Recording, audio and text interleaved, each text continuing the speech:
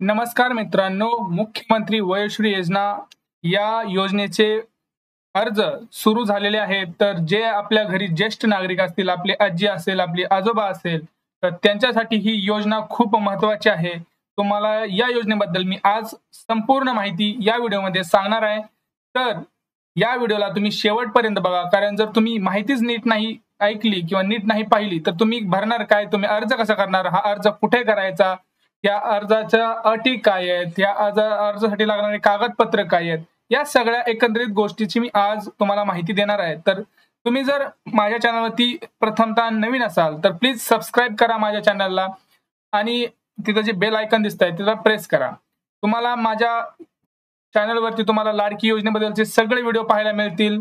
नवीन काही 2-3 योजना चालू झालेल्या आहेत महिलांसाठी, त्याची माहिती मी दिलेली आहे, तर ते पण जाऊन पहा. चला तर आज मी तुम्हाला सांगतो की मुख्यमंत्री वयोश्री योजना काय आहे. तर सगळ्यांना माहिती आहे मुख्यमंत्री वयोश्री योजना काय आहे. तुम्हाला सगळ्यांना माहिती आहे की 6 फेब्रुवारी 2024 रोजी हा जी.आर. पास करण्यात आला होता.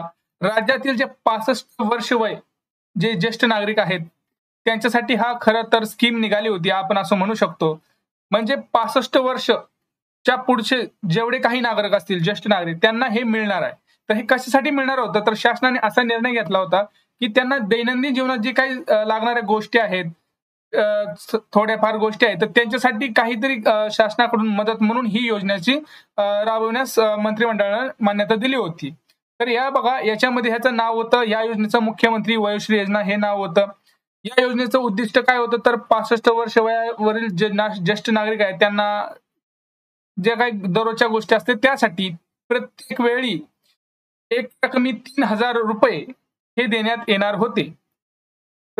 एक रकमी 3,000 रुपये. तर या योजनेचं स्वरूप कसं होतं? तर या योजनेअंतर्गत पात्र लाभार्थ्यांना ते चष्मा घेऊ शकतात, श्रवण यंत्र घेऊ शकतात, फोल्डिंग वॉकर, कमोड खुर्ची, लंबर बेल्ट या सगळ्या गोष्टी त्या यातून घेऊ शकत होत्या. तर आता तुम्हाला मी गोष्ट सांगतो की याच्यासाठी जे अर्थसहाय्य आहे ते शासनातर्फे 100% अर्थसहाय्य उपलब्ध करून देण्यात येणार आहे.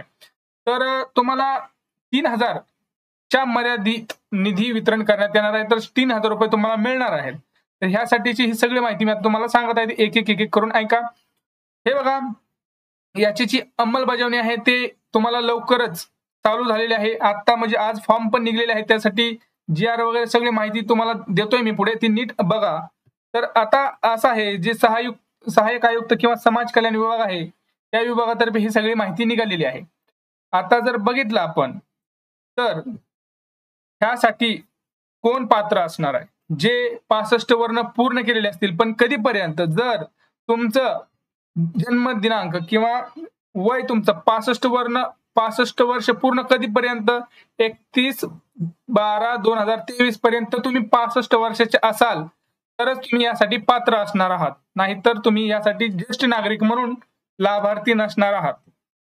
65 वर्ष पूर्ण केलेली व्यक्ती यासाठी पात्र असणार आहे. त्या व्यक्तीकडे स्वतःचं आधार कार्ड असणं आवश्यक आहे, किंवा आधार कार्डासाठी अर्ज केलेला असला तरी त्याची पावती ही सुद्धा चालेल. आधार कार्ड जर नसेल, अजून पावती पण नाही केली तर स्वतःचं स्वतंत्र ओळख दस्तऐवज असेल ते सुद्धा चालेल. दुसरं म्हणजे लाभार्थी जो आहे त्याच्याकडे रेशन कार्ड असणं गरजेचं आहे, स्वतःचं रेशन कार्ड असणं गरजेचं आहे. तिसरं म्हणजे त्या लाभार्थ्याचं जे कौटुंबिक वार्षिक उत्पन्न आहे, ज्येष्ठ नागरिकांचं त्यांच्या कुटुंबाचं एकंदरीत वार्षिक उत्पन्न हे 2 लाखाच्या आत असणं अनिवार्य आहे. 2 लाखाच्या वरती असेल तर तुम्हाला हे योजनेचा लाभ घेता येणार नाही. तिसरं पुढचं आहे की सदर व्यक्तीने मागील 3 वर्षात कुठेही नियंत्रित किंवा स्वराज्य संस्था या उपक्रमामध्ये कोणत्याही सरकारी स्रोताकडून विनामूल्य उपकरणं प्राप्त केलेली नसावी, हे एक महत्वाचं आहे. जर जो लाभार्थी पात्र असेल त्याच्या बँकेमध्ये, संलग्न बँकेमध्ये डायरेक्ट 3,000 रुपयाचा थेट लाभ तुम्हाला देण्यात येणार आहे. त्यासाठी तुम्हाला तुमचं आधार कार्ड, ते सगळं काय डॉक्युमेंट आहे मी तुम्हाला आता सांगणार आहे, काय काय पाहिजे तुम्हाला फॉर्म भरताना ते तुमच्या जवळ ठेवा. तर आता तुम्हाला या योजनेसाठी योग्य जे कागदपत्र आहेत ते मी तुम्हाला आता सांगणार आहे. तर पहिलं आधार कार्ड तुमच्याकडे असणं गरजेचं आहे, किंवा आधार कार्ड नसेल, तुम्ही आता काढत असाल तर त्याची पोचपावती द्या. ते नसेल तर तुम्ही मतदान कार्ड तरी ऍटलिस्ट तुमच्याकडे हवं आहे. दुसरं म्हणजे तुमच्याकडे राष्ट्रीयकृत बँकेची पासबुक झेरॉक्स पाहिजे. राष्ट्रीयकृत म्हणजे काय? बँक ऑफ इंडिया असेल, स्टेट बँक ऑफ इंडिया असेल, बँक ऑफ महाराष्ट्र असेल, यापैकी ज्या राष्ट्रीयकृत बँक आहेत त्यांचं पासबुकचं झेरॉक्स तुमच्याकडे असणं आवश्यक आहे. पासपोर्ट आकाराचे 2 फोटो, स्वयं घोषणापत्र तुमच्याकडे असलं पाहिजे, किंवा शासनाने ओळखपत्र पाठवण्यासाठी विहित केलेली अन्य कुठलेही कागदपत्र तुमच्याकडे असणं आवश्यक आहे. तर ह्या सगळ्या कागदपत्र तुम्हाला तुमच्याकडे हवं आहे. आता ह्या तुम्हाला अर्जाचा तुम्हाला भरायचा आहे कसा, कुठं नेमकं अप्लाय करायचं तुम्हाला, ते ऑनलाईन आहे का ऑफलाईन आहे, हे तुम्हाला मी आता सांगत आहे. एक लक्षात घ्या, आज तुम्हाला तर माहिती आहे हे महासंवाद आहे आज ना, त्याच्यामध्ये सगळ्यात महत्वाचं म्हणजे मुख्यमंत्री वयोश्री योजनेसाठी अर्ज करण्याचे सामाजिक न्याय विभागाने आज आवाहन दिलेलं आहे. आज दिनांक जुलै 8 रोजी जो GR 6 फेब्रुवारी निघाला होता, त्यासाठी आज स्वतः गव्हर्नमेंट ऑफ महाराष्ट्राने सांगितलं आहे की आज तुम्ही याचा अर्ज भरायला सुरुवात करा. आता तो अर्ज भरायचा कुठे नेमका, तर मी तुम्हाला ते सांगतो आहे. हा जो अर्ज आहे मुंबईतले जे नागरिक आहेत त्यांच्यासाठी मी सांगतो. जे ज्येष्ठ नागरिक, मी तुम्हाला मुंबई आणि सर्व राज्यात कसं भरायचं, आता एकंदरीत आधी सगळ्या राज्याचं पण मी सांगतो किंवा मुंबईचं पण सांगतो. हे जे मी सांगणार ते सगळ्या राज्यांना लागू होणार आहे. ठीक आहे, मी डायरेक्ट राज्याला सांगतो. आपल्या आपल्या जिल्ह्यात किंवा आपल्या विभागातील जे काही सहाय्यक आयुक्त असतील, समाज कल्याण कार्यालय असेल, तिथं जाऊन तुम्हाला संपर्क साधायचा आहे. त्या संपर्क साधल्यानंतर तुम्हाला ज्येष्ठ नागरिकांना या योजनेचा अर्थ प्राप्त करण्यासाठी आपल्या सहाय्यक, परत एकदा मी सांगतोय, ज्येष्ठ नागरिकांना या योजनेचा अर्ज प्राप्त करण्यासाठी आपल्या जवळच्या विभागातील सहाय्यक आयुक्त किंवा समाज कल्याण या कार्यालयाशी संपर्क साधायचा आहे, आणि मग तिथूनच तुम्हाला तो अर्ज मिळणार आहे.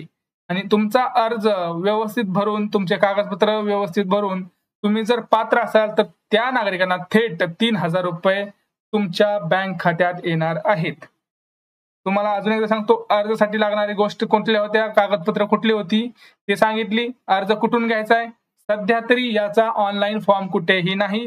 तुम्ही फसवणुकीला बळी पडू नये, याचा कुठलाही ऑनलाईन फॉर्म आतापर्यंत निघालेला नाही. आता फक्त तुम्हाला ऑफलाईन अर्ज करायचा आहे. आपल्या जवळच्या सहाय्यक आयुक्त किंवा समाज कल्याण या कार्यालयात जायचं आहे. तिथं त्यांना सांगायचं की माझं मुख्यमंत्री वयोश्री योजना अंतर्गत मला फॉर्म भरायचा आहे, तर तो मला फॉर्म तुम्ही द्या. मग ते तुम्हाला फॉर्म देतील, तो फॉर्म भरायचा.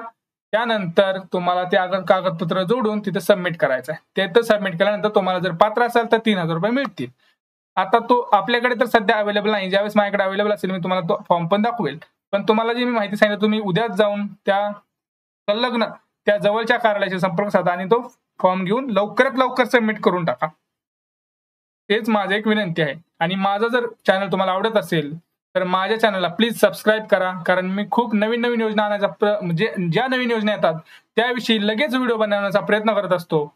आणि तुमच्यापर्यंत लवकरात लवकर माहिती कशी पोहोचेल, अचूक माहिती कशी पोहोचेल, यासाठी माझे प्रयत्न असतात. तर त्या प्रयत्नासाठी एक लाईक आणि एक सबस्क्राईब जरूर करा. धन्यवाद. आपण भेटूया पुढच्या व्हिडिओमध्ये. तोपर्यंत जय महाराष्ट्र.